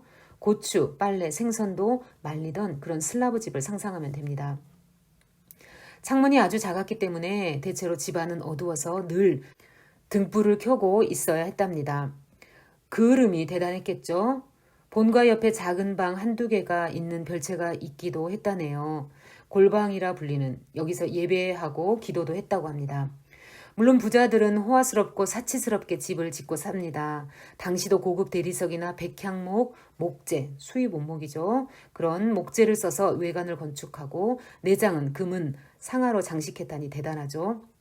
마당에는 분수도 만들었다네요. 로마 스타일이죠. 그렇게 살다가 이혼도 하게 되고 이렇게 살다가도 예나 지금이나 갈라서는 부부도 있었습니다. 앞에서 우리가 배웠던 힐렐이라는 성경학자 측에서는 가늠한 연고 외에도 이혼 사유를 굉장히 폭넓게 규정했습니다. 남편을 불편하게만 해도 이혼이 되었다니 예를 들면 실수로 국을 태워도 접시를 깨뜨려도 이혼 사유가 된다고 법을 정했다네요. 더군다나 이혼은 남자만 요청할 수 있고 여자는 요청조차도 못했습니다. 장로의 유전, 곧 탈무드는 부부 생활에 있어서 이렇게 여자들에게 불리한 요구를 합니다. 어쨌든 실제로 이혼을 억제하는 장치는 있었지요. 지참금입니다. 이것을 계약한 대로 아내들에게 돌려줘야 하는 것이 부담이었으니까요. 이것도 남자가 능력이 안 돼서 놔주지 못하는 거지 여자는 그 안에서 괴로움을 당하고 살아야 했던 것 같습니다. 그렇게 살다가 다 갑니다. 장례. 결국은 모두 죽습니다. 사람이 죽으면 유대인들은 시신을 깨끗이 씻기고 에스겔 36장 25절 말씀을 낭송한 후 기름과 향품을 붓고 세마포로 쌉니다. 그리고 중요한 것이 애곡입니다. 애곡은 보통 7일 동안 계속합니다. 그러다 보니 애곡하는 직업을 가진 여자들을 불러서 애곡했습니다. 애가를 지어 부르는 장례도 있었습니다. 뿐만 아니라 이에 더해서 피 부른 자도 고용했다고 합니다. 흙으로 돌아간다는 성경적 세계관 때문에 로마 풍습과는 달리 화장을 하지 않고 매장을 했습니다.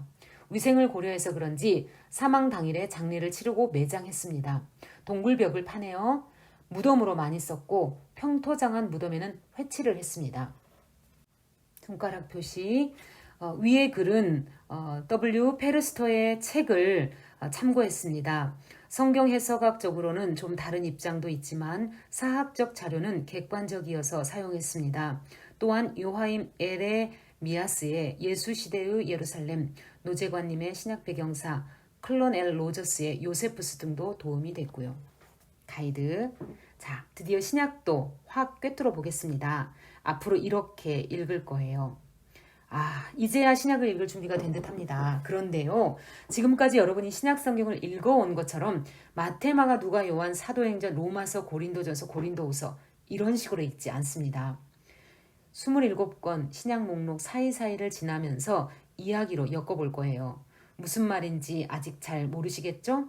그럼 일단 신약 27권을 이야기 제목으로 만들어 본 것을 읽어보세요. 제목들을 쭉 읽으면 신약이 벌써 끝! 이 12가 제목은 워크북 목차와 동일합니다. 신약성경 줄거리 뼈대 1과 구약을 단숨에 확 꿰은 다음 신약에 붙여라. 지금 우리가 여기 있지요. 2과 갈릴리 예수 첫 6월절에 예루살렘에서 톰 뉴스 주인공으로 뜨시다. 이하 사복음서. 3과 8개월 후 갈릴리로 이동, 갈릴리도 들썩들썩. 4과 두 6월절 지나 제자훈련 MT 초막절 때까지 갈릴리 사역 완료. 5과 드디어 갈릴리를 떠나 오랜만에 예루살렘에서 초막절 수전절 대중설교를 하시고. 6과 제자들에게는 유언강론, 감람산 강론, 다락방 강론, 포도나무 강론을 남기신 후 십자가에 처형되시다. 7과 예수 부활 이후 갈릴리 사나이들 예루살렘의 교회 개척, 사도행전. 8과 혜성처럼 나타난 바울 해외 갈라디아 교회 개척. 9과 2차로 빌립보, 데살로니가, 고린도 교회 개척. 사도행전, 데살로니가 전서, 데살로니가 후서, 갈라디아서 발생. 10과 3차로 예배소 교회 개척 중 고린도 교회가 말썽을 피우지만 사도행전과 고린도전서. 11과 다행히 잘 해결하고 1, 2, 3차 여행 마무리한 후 드디어 로마 제국을 밟으니 사도행전, 고린도후서, 로마서와 옥중서신 그리고 목회서신. 12과 열방제국 무너지고 죽임당하신 어린 양은 영원히 통치하시리라. 하나님은 왕이시다. 공동서신과 요한계시록. 어떠세요? 신약 읽기 내비게이션은 이 제목으로 흘러갈 거랍니다. 12가 제목들을 염두에 두며 성경 목록들 사이사이를 지나가 볼까요? 신약 성경이 어떤 이야기로 흘러가는지 속살이 보여요. 여러분, 이게 다 중요하답니다. 신약을 맘먹고 한번 정복하려는 중이잖아요. 딱 한 번, 평생에 딱 한 번만 노력해 주세요. 크리스천으로서. 그 다음에 큐티도, 목록 스터디도, 제자훈련도, 1:1 양육도 뭐든지 다 해보세요. 성경 흐름은 일단 기초니까 이 기초 위에 집을 지으시면 좋겠습니다. 내비게이션 52쪽 우리가 읽을 신약 줄거리 속살. 사복음서 마태, 마가, 누가, 요한복음. 1번 예수 탄생. 갈릴리 나사렛에서 살고 있던 요셉과 마리아 사이에 아기 예수가 태어난다. 유대 산지에 살고 있던 친족 사가랴와 엘리사벳 사이에도 6개월 전에 이미 세례 요한이 태어났다. 2번 사생애. 대헤롯의 유아 살해 명령으로 이집트로 피신했다가 나사렛으로 귀향해서 30세 정도까지 나사렛 사람으로 사신다. 3번 공생의 시작. 세례 요한이 센세이션을 일으키고 있는 요단 동편 베레아 지역으로 내려가 세례를 받으시면서 공생애를 시작하신다. 거기서 40일 금식 기도를 하시고 베드로 안드레, 요한 빌립, 나다나엘 5명의 제자를 만나신다. 4번 공생의 시작 이후 첫 유월절. 그 이후 첫 유월절이 되자 예루살렘으로 올라가서 그동안 성전에서 자행되어 오던 대제사장의 제수용품 장사판을 뒤집어 엎으신다. 이날부터 예수께서 대제사장 일당들에게 요주의 인물로 부각되기 시작했고 대중들에게는 세례 요한을 능가하는 선생님으로 부상한다. 약 8개월간 예루살렘 유대 지역에서 사역하면서 세례 요한의 청중들을 인수하신다. 5번 공생의 첫 갈릴리 사역. 바리새파 사람들이 예수 운동의 역반응을 보이자 갈릴리로 이동하신다. 일단 고향 나사렛에서 이사하여 가버나움에 거처를 두고 활동하시며 베드로, 요한, 야고보 등 측근 제자들을 세워 나가신다.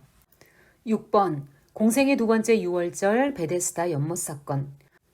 두 번째 유월절이 찾아오자 예수께서 다시 갈릴리를 떠나 예루살렘으로 가신다. 거기서 베데스다 연못에 38년 된 병자를 고친 사건으로 안식일 논쟁이 시작된다. 바리새파 기득권 세력은 예수를 죽이려고 작정한다. 7번 다시 오랫동안 갈릴리 2차 사역을 하심. 다시 갈릴리로 이동하셔서 12명의 제자를 확정하신 후 산상수훈을 베푸신다. 이들과 함께 본격적으로 세 번째 유월절을 지난 초막절 때까지 계속해서 갈릴리에서 수많은 사역을 하신다. 오병이어 표적이 일어난 세 번째 유월절에는 예루살렘에 가지 않으시고 갈릴리에서 일하시는데 이 즈음 세례 요한은 참수를 당한다. 유대 지도자들은 계속해서 예수님의 사역 현장에 나타나 감시하며 방해 공작을 한다. 세 번째 유월절이 지나면서부터는 제자들만 따로 데리고 조용한 곳을 다니시며 특별 제자 훈련에 힘쓰신다. 가이사라 빌립보에 갔을 때 중요 발표를 하신다. 예루살렘 행이다. 그런데 거기서 십자가에 죽으실 것이고 사흘 만에 부활할 것이라고 한다. 8번 드디어 예루살렘 행. 세 번째 유월절 지난 초막절, 드디어 오랜만에 예루살렘으로 향하신다. 예루살렘의 중심인 성전에서 대중들에게 설교하시고 수전절에 다시 예루살렘 성전에 나타나신다. 예루살렘은 예수님으로 인해 긴장일색이다. 9번 수전절 이후 베레아로 가서 마지막으로 활동하심. 수전절 이후 다시 유월절, 네 번째가 올 때까지 요단 동편 세례 요한의 집회 장소 베레아 지역으로 가서 마지막 활동을 하신다. 많은 설교와 비유를 베푸시고 병을 고치신다. 10번 호산나 환호성을 받으며 예루살렘 입성. 3개월 동안의 베레아 사역을 마친 후 유월절을 지키기 위해 어린 나귀를 타고 전쟁에서 승리한 장군처럼 퍼레이드를 하며 입성하신다. 공생의 첫 유월절에 대제사장의 영업장 예루살렘 성전의 장사판을 뒤엎으셨던 것처럼 또 성전을 청결케 하신다. 예루살렘 성전에서 여전히 재물 장사하고 있던 사람들을 쫓아내신다. 11번 당시 바리새파, 사두개파, 유대학자들을 신학적으로 패배시키신 후 하신 종말 예언. 3년 동안 뒤쫓아다니며 방해 공작을 했던 세력들과 마지막으로 또 공적으로 신학 논쟁을 하셔서 승리하신다. 이날 화요일 저녁 예루살렘 성전을 나가셔서 감람산에 앉아 종말에 일어날 일을 강론하신다.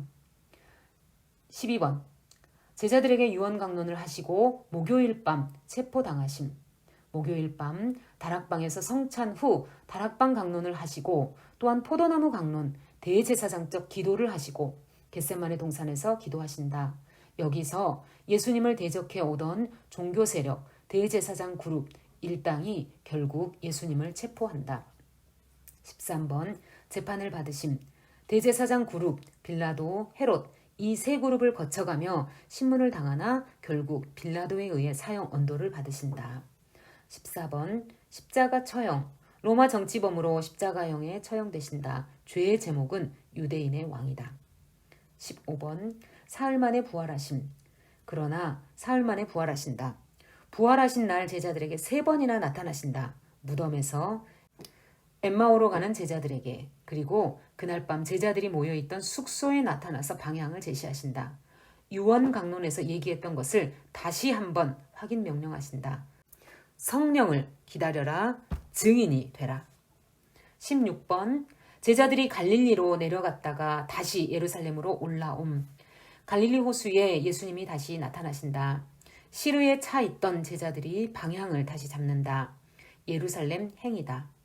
갈릴리로 물러났던 제자들은 일단의 그룹을 결성해서 다시 예루살렘으로 올라간다. 그들이 꿈꾸며 바랐던 이스라엘의 회복을 이루기 위해서이다. 17번 승천하심. 부활하신 예수께서 예루살렘에 올라와 있던 제자들에게 마지막으로 나타나신다. 장소는 감람원이다. 마지막으로 유언하실 것이 있어서다. 이스라엘의 회복대를 아는 것이 문제가 아니다. 성령을 기다려라. 증인이 되라. 초지일관 똑같은 방향을 제시하신다. 제자들의 사역 방향은 예루살렘, 유대, 사마리아 땅끝까지 이르러 예수 사건의 증인이 되라는 것이었다. 예수님은 그리고 승천하신다. 승천 이후 제자들은 더 이상 예수님이 나타나리라 기대하지 않는다. 성령님이 나타나기를 기대할 뿐이다. 사도행전의 바울서신서 연결하기. 베드로 활동, 즉 예루살렘 교회. 18번 오순절 성령 강림과 예루살렘 교회 설립. 약속이 지켜졌다. 오순절에 성령이 오시면서 예루살렘에 교회가 생긴다. 베드로, 요한, 야고보, 예수님의 제자, 그리고 동생. 이 야고보 등이 주축이 되어 활발히 예수의 죽으심과 부활하심을 증언한다. 예수님의 유언대로다. 19번 예루살렘 교회 핍박. 스데반이 순교당하고 헬라파 그리스도인들이 흩어짐. 그런데 예수님을 대적했던 그 세력들이 가만히 있을 리가 없다. 사도들을 핍박한다. 더군다나 리버디노 회당에서 스데반을 고소하는 사건이 생기고 결국은 그를 돌로 쳐서 죽인다. 스데반의 순교로 헬라파 그리스도인들이 흩어지더니 사마리아 교회가 생기고 최초의 이방인 교회인 수리아 안디옥 교회도 설립된다. 바울의 활동 이방인 교회. 20번 혜성처럼 나타난 바울의 회심. 스데반의 순교 현장에 있던 바울이 예수 믿는 사람들을 핍박하다가 예수님을 만나 이방인의 사도로 살아갈 것을 결심한다. 아라비아에서 3년, 다소에서 10년 정도 머물러 있다가 수리아 안디옥 교회에 파송되었던 바나바의 초청을 받아 안디옥 교회로 간다. 21번 1차 선교여행. 수리아 안디옥 교회를 목회하던 바울과 바나바가 구브로를 거쳐 비시디아 안디옥 등 갈라디아 지방에 복음을 전한다. 그 결과 갈라디아 교회가 개척된다. 22번 예루살렘 총회. 1차 선교여행 이후 수리아 안디옥 교회에 돌아왔더니 유대에서 교사가 와서 교회를 혼란스럽게 한다. 이 일 때문에 예루살렘 종교회의가 열린다. 이방인들을 율법에서 자유하게 하고 예수만 믿으면 구원을 얻는다는 공식 결정을 내린다. 23번 2차 선교여행. 그 이후 아시아 지방의 예배소를 목표로 2차 선교여행을 떠나 1차 때 세워진 교회들을 돌아본다. 그러나 주의 영이 예배소 행을 막으신다. 그러다 결국은 마게도냐 지방의 빌립보, 데살로니가, 고린도 교회를 개척하게 된다. 이 기간 중에 데살로니가 전후서, 갈라디아서 편지를 쓴다. 데살로니가 전후서, 갈라디아서 편지 발생. 24번 3차 선교여행 중 예배소 교회 개척. 2차 선교여행을 마치고 고린도에서 떠나오는 길에 예배소에 들른다. 거기에 브리스길라와 아굴라를 남겨두고 바울은 예루살렘을 거쳐 다시 수리아 안디옥에서 2차 선교 보고를 한다. 그 후 다시 여행을 떠나 3차 선교지인 예배소에 도착한다. 바울이 이 여행을 하는 동안 브리스길라와 아굴라는 예배소에 온 아볼로를 훈련시켜 고린도 교회로 파송한다. 에베소 교회에서 목회하는 중에 고린도 교회에 분쟁이 일어난다. 또 교인들이 질문을 가지고 찾아오기도 한다. 바울은 이런 문제들에 대답하는 글을 썼는데 이것이 고린도 전서이다. 고린도전서 편지 발생. 고린도 교회가 이번에는 바울의 사도권을 인정하지 않는 바람에 바울이 고린도를 2번째 다녀오지만 해결이 안 된다. 바울은 눈물로 편지를 써서 디도에게 보내본다. 해결되기를 바라고 있는 동안 에베소 폭동이 일어난다. 25번 3차 선교 여행 중 에베소 교회를 떠나 마게도냐에 도착. 바울은 에베소를 떠나 마게도냐에 도착한다. 거기서 디도를 만나 고린도 교회가 잘 해결되었다는 소식의 기쁨으로 다시 편지를 쓴다. 고린도 후서 편지 발생. 26번 고린도에서 3차 선교 여행 마무리한 후 로마 스페인 여행 계획. 드디어 그 문제의 고린도 교회를 3번째 방문한다. 거기서 1, 2, 3차 선교 여행을 총결산하면서 한 통의 편지를 더 쓴다. 다음 단계 선교는 스페인 쪽으로 방향을 잡고 정책을 세우는데 스페인을 공략하기 전 로마 교회에게 후원교회가 되어달라고 부탁하기 위해서다. 로마서 편지 발생. 27번 그러나 헌금 전달을 위해 일단 예루살렘 행이 1차 목표. 바울은 1, 2, 3차 여행 중 개척한 교회들에게서 헌금을 걷어 예루살렘 교회에 전달하는 것으로 선교 여행을 마무리 지으려고 한다. 그래서 로마로 가기 전 일단 예루살렘을 향하고 있다. 28번 예루살렘에서 체포, 죄수의 몸으로 로마에 가게 됨. 예루살렘에 헌금을 갖고 도착했으나 체포당한다. 가이샤라 감옥에서 미결수로 2년 동안 갇혀 있다가 바울이 로마 황제에게 항소한 바람에 죄수의 몸으로 로마에 가게 된다. 로마 감옥에서는 자유로운 몸으로 셋집에 유하면서 복음을 전한다. 29번 로마 감옥에서 쓴 편지. 이때 오네시모를 만나게 되면서 빌레몬에게 편지를 쓰게 된다. 또 빌레몬이 속해 있는 골로새 교회에도 한 통 더 써서 보내고 가는 길에 위치한 에베소 교회에게도 편지를 쓴다. 감옥에서 쓴 옥중서신이다.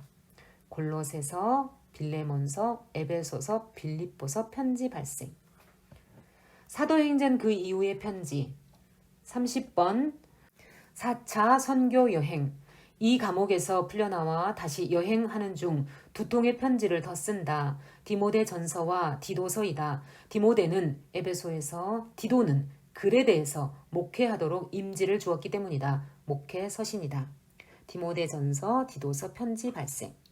31번 2번째로 로마 감옥에 갇힘. 그 이후 바울은 또 로마 감옥에 갇히는데 이 2번째 로마 감옥에서 쓴 편지가 디모데 후서이다. 이 편지로 바울의 채취는 성경에서 사라진다. 디모데 후서 편지 발생. 예루살렘 교회 지도자들의 편지, 공동서신. 32번 바울의 선교 여행 기간 동안 예수님의 제자 베드로, 요한, 동생 야고보, 유다도 편지를 씀. 바울이 이렇게 이방 선교 여행을 하면서 편지를 쓴 동안 예루살렘 교회 지도자였던 사도 베드로, 요한이 편지를 썼다. 또 예수님의 동생이었던 야고보, 유다도 편지를 썼다. 바울이 3차 선교 여행을 하던 때로부터 바울이 순교한 이후 약 20년이 지난 AD 90년경까지 활동하면서 편지들을 남겼는데 그 편지가 공동 서신이다. 사도 요한이 아직 살아있다. 야고보서, 유다서, 베드로 전후서, 히브리서, 요한 1, 2, 3서 발생. 요한계시록 33번 사도 요한이 마지막으로 계시를 봄. 예수님은 승천하신 이후 예루살렘과 유대와 사마리아와 땅끝까지 교회가 세워진 이 모든 과정을 다 보고 계셨다. 이때 AD 100년이 되도록 아직 살아남아있던 요한에게 마지막으로 나타나신다. 사도행전에서 승천하셨는데 그토록 보고 싶던 예수님을 요한은 마지막으로 한 번 더 만난 것이다. 예수님은 도미티아누스 황제 치하에서 심한 박해를 받던 교회들이 앞으로 될 일에 대해 예언을 들으면 힘을 얻을 것 같아서 나타나셨다. 로마 제국은 결국 멸망하게 될 것이고 세상 종말에는 어떤 과정을 거쳐 하나님의 나라가 완성될지 보여주고 싶으셨다. 보좌 우편에 앉으신 하나님의 어린 양은 교회의 주인이며 세계사를 심판할 분이시므로 심판주로 나타날 그날이 오기를 사모하며 기다리라는 말씀이다. 창세기에서 시작된 하나님의 왕권이 요한계시록의 새 하늘과 새 땅에서 완전하게 드러난다. 이 내용들을 마치 에스겔과 다니엘에게 보여주셨던 것처럼 보여주셨다. 그래서 계시라고 부른다. 아멘. 주 예수여 어서 오시옵소서. 손가락 표시. 자, 이렇게 기초를 세워놓고 다음 제목. 갈릴리 예수 첫 6월절에 예루살렘에서 톱뉴스 주인공으로 뜨시다로 다음 시간에 넘어가 봅시다. 자.